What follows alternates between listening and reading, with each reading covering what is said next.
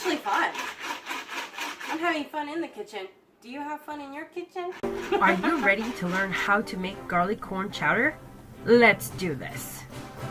Here we go.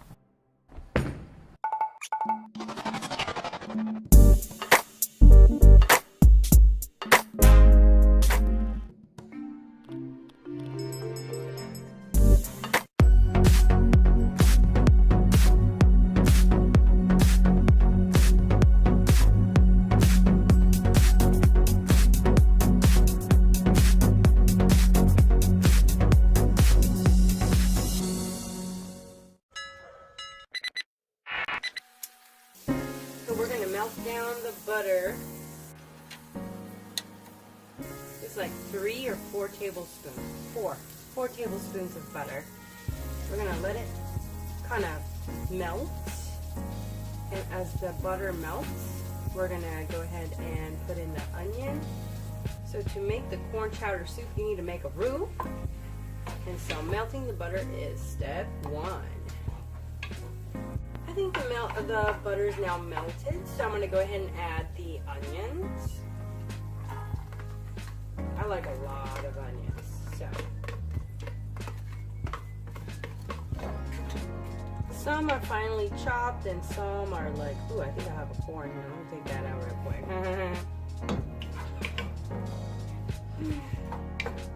How'd I get that in there? I'm just kidding. Some are finely chopped and some are not because I like to have the bite of the onion. This is the way I make it. Everyone else makes it differently.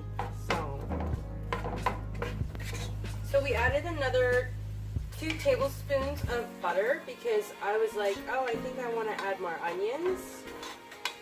But to make a roux, it's 50-50. So you need 50% of the fat along with 50% of the flour to make a roux. And since I have a lot of onion here, I said, you know what, I think I need 2 more tablespoons of butter, and that's what happened. Do you see the butter? I hope you can see it. Right there, right there, right there.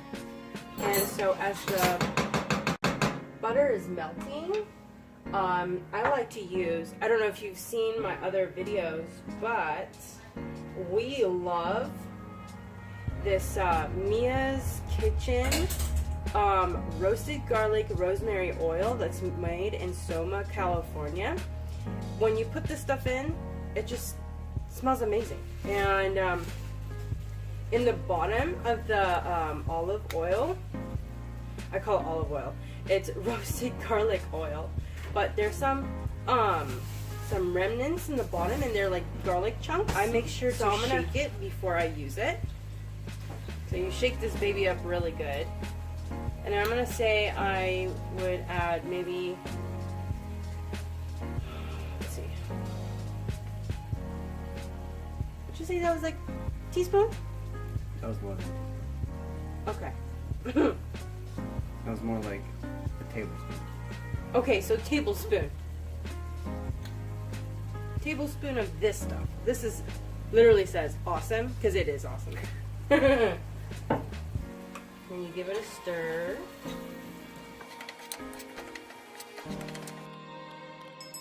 I'm going to go ahead and use this Chef's garlic zoom. It's a garlic chopper, and it's my first time using this, and I'm going to go ahead and give you guys an opinion of if I recommend it or not. So I'm going to get some garlic in here, and you're supposed to just like roll it, and then it'll chop some garlic for you. And no, this video is not sponsored. I thought this thing was cool, so I bought it myself and thought, oh, I'll try this. I'll give this a shot. Okay, so we have these organic peeled garlic. I usually peel them myself and stuff, but since this was on sale and at the same time, it's one of those days where you just, you know, you need to cook something, but you don't want to do all that work. So, yeah. Okay, so I've opened the package, and then I watched it, so I opened it and it was like literally taped really good because the packaging was really tight. Anyway, so there's these guys to chop the garlic for you. So let's give it a shot to see if this product is good. So I put my garlic in here. Dang, some of these are too big, you know? So you gotta like, okay. You can see some of my water on here. Anyway, so you're just supposed to just roll it. So, what's funny about this garlic, what do you call it? Garlic chopper for Christmas, or was it Christmas? Or like Mother's Day. I gave it to my mom and I gave it to my sister.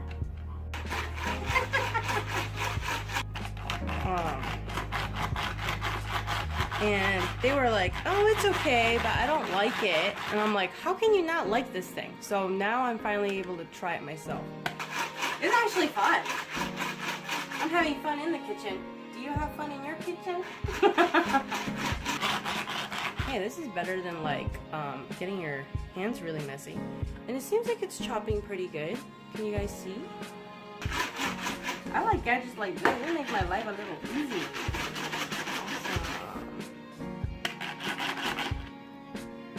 So we're gonna open this guy up and see how it is inside. Ooh, it smells really good.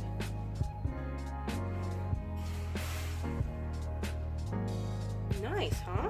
Okay, so I'm gonna dump this in my soup. I'll be right back. Now I'm over here and I'm just gonna dump this guy, because I want to put a lot of garlic in my soup. Oh, I need a thingamajigger. I'm gonna get clever and use a nope.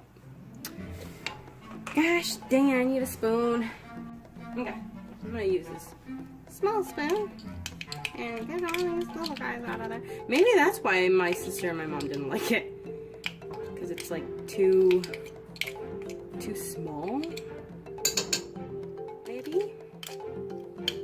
But they do sell like bigger garlic chopper. This is like the petite or like the standard size. They do have the jumbo size as well. I'm gonna go ahead and leave the link underneath in the description below, because if you think this is cool, maybe you like it, you want to give it a try too. I literally got mine for like, with shipping and everything, it felt like 20 bucks. So maybe it's gonna be cheaper for you guys. You never know, those internet sales.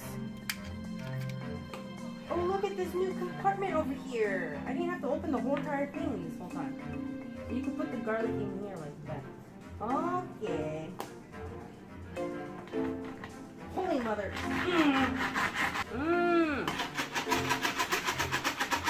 Get all my anger out. Okay. I think I'm good.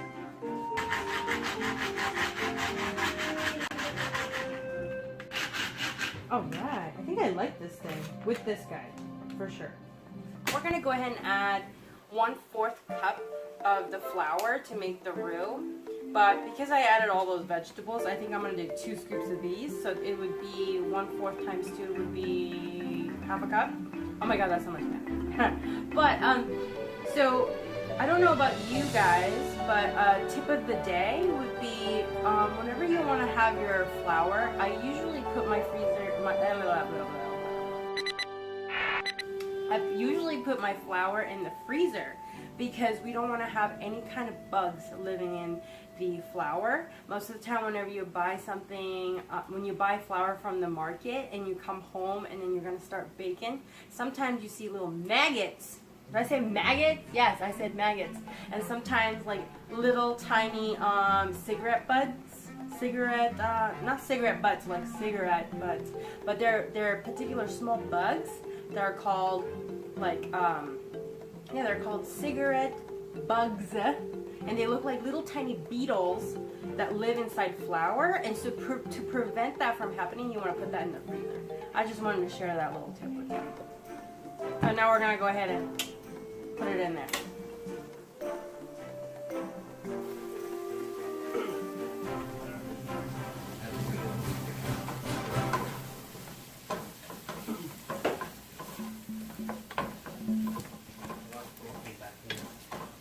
Soup. Oops.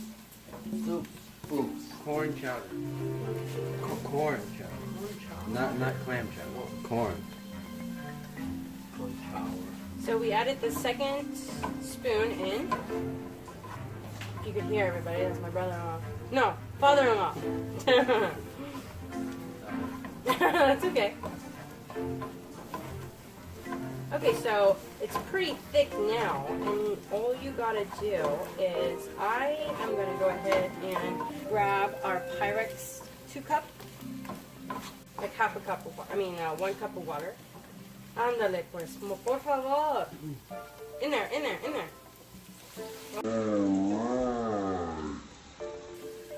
And no, I just spoke Spanish, but it's not my native tongue. It's his native tongue, not mine. I usually, my first language was Japanese, and then learned Filipino because my mom's Filipino, and then learned English. Now there's, that's 1 cup right here. I revealed so much of my life for a second. Oh my goodness. Okay, so. Okay, now I'm going to add the milk. Now, another reason why I wanted to make this soup is because my milk was almost gonna expire. And I was like, oh my god, I need to finish this milk and I'm not gonna throw away my milk. So I was like, okay, you know what? I need to come up with a recipe. It's just like the reality of life. So that's 2 cups of milk. Adding another 1.5 cup because that's all I have in my jug and I need to use it up. So that's that. Okay, so we're gonna go ahead and whisk the soup because it's gonna start thicken. And I have this cool whisk thing too. Look at this guy. Anyway, I'm showing off all my cooking tools because I think they're cool. Yeah, look at this guy. And watch. You'll see how it's cool. Because I don't have to, like, you know, the normal whisk, you go like this. Well, this one, you just push it. Look how I'm having a lazy day, and you guys are seeing my lazy day cooking. Look at that, y'all. You just literally just push it down. I think it's a cool gadget. This comes in handy, like, whenever I make pancakes, and I think I'm going to do that recipe, too. Because I like to make pancakes from scratch. I don't buy that, like, you know, pancake batter in a box. I don't do that. Because I think it's ultimately cheaper when you have flour, baking soda, baking powder, you know, versus like buying the box. You buy the box for like what, $3, $3.99, depending on the brand, and it's like $5.99, and then, but when you buy a bag of flour for like $2, and then baking soda, baking powder that's gonna last you. Well, I'm not a Betty Crocker or anything, but I don't bake all that much, so it lasts me a while. And that's why they live in the freezer, because I don't want no bugs in my flour and my baking soda, baking powder. You feeling me with this whole lazy day soup? Just like this. You just literally just whip it like this. You whisking it like this. Heck, a lot of corn chowder soup includes, what is the word? Potatoes? Well, I have frozen, shredded hash browns living in my freezer for my lazy breakfast days, and I'm going to use that up. Or I'm going to try to use it anyways.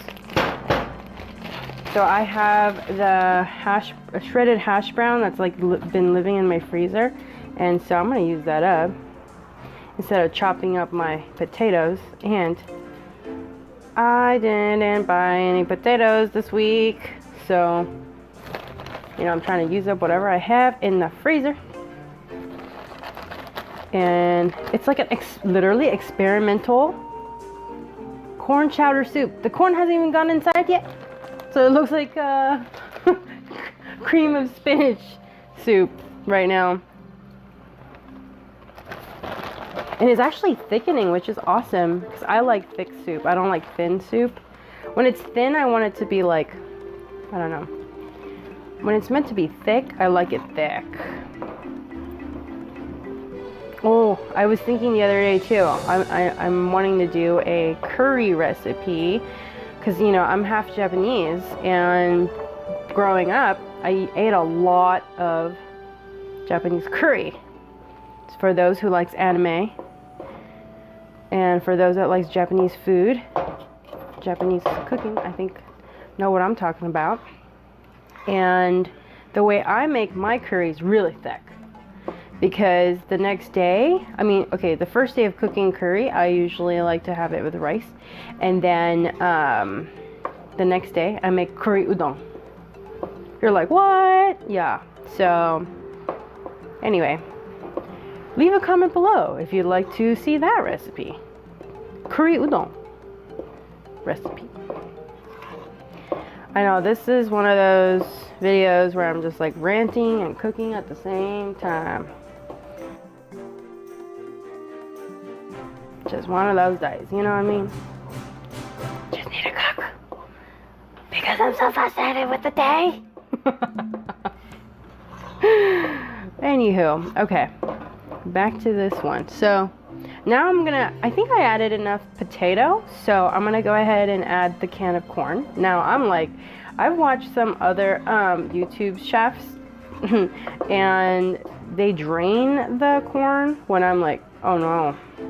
I haven't added any salt to this pot, and it's because I believe there's enough salt in the can of corn, so I'm gonna dunk it all of it, you know what I'm saying? So yeah. Do you think it's enough potato?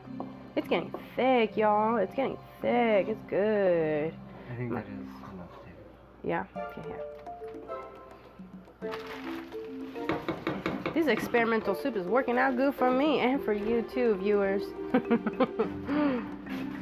Alright, so I'm gonna I'll put my can of corn in as like my final product to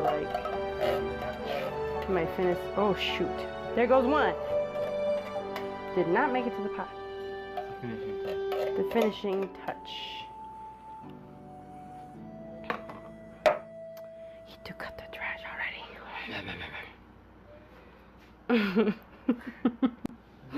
God damn, he didn't tell me. Okay. I normally would like to add 2 cans of corn, but I only had 1 can, so there it goes. I'm just constantly stirring because it's so thick. I want to make sure that nothing's burning in the bottom. That's why I'm constantly stirring. But at the same time, cooking is therapeutic for me, and so I'm just gonna keep stirring because I want to. Yeah, make sure you have fun in the kitchen. I think the soup is done, so now I'm gonna give it a try. I'm just gonna try 1 scoop real quick. I'm gonna grab a spoon.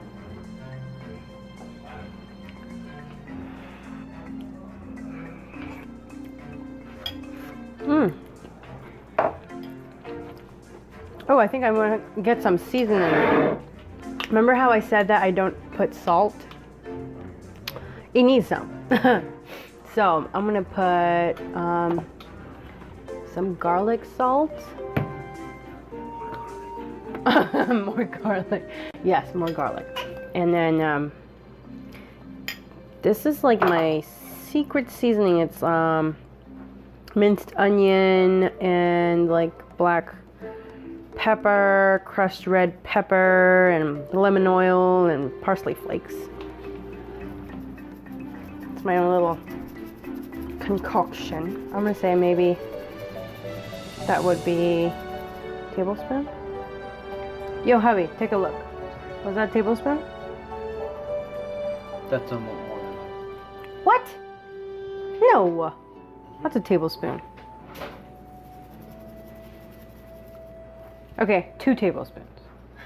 It's like a tablespoon and a half. Okay, tablespoon and a half. And then I'm gonna add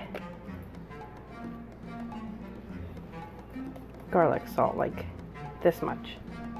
I think that's half. That's Oh my god, we're taking forever. half tablespoon. Half a tablespoon. Okay, here we go. Okay. Mix that in. But see, it's because I don't like a lot of salt, and that was pretty bland. Oh.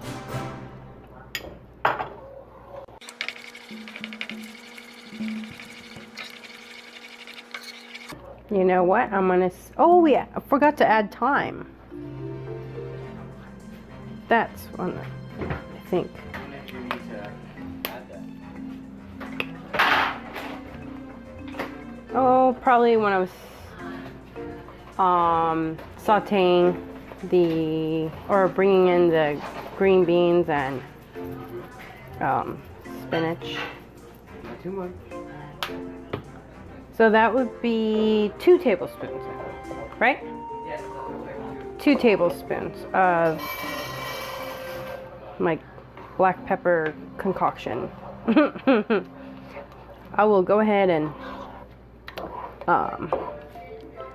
leave that description below. My little secret black pepper. Or I'll probably make a recipe or a video recipe on that one too. I forget. I have all these secrets in the kitchen that I need to reveal. Okay. I'm gonna give this a taste now. Remember, my first test was bland. So. I'd say it's still a little bland. But I'm going to leave it as is. Because we have some people in the house that are diabetic. And they shouldn't have a lot of salt in their diet. So I'm just going to leave it as is. So that everyone has the option to add more salt if they would like in their bowl. So that's it, folks. That's my, what do you call that? Clean out the freezer corn chowder soup. Almost. And so I hope you liked this video and share with family and friends. Definitely hit the subscribe button with the bell so you wouldn't miss future videos. And go ahead and comment down below of what you think of this recipe. Expand your mind, explore your palate, and keep chasing the flavor, my eaters. Stay tuned for the next video.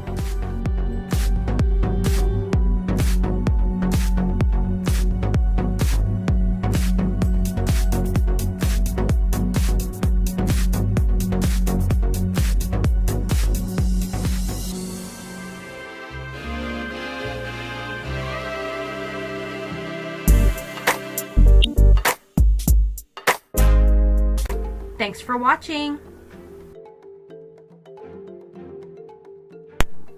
Click on one of these and watch the next one.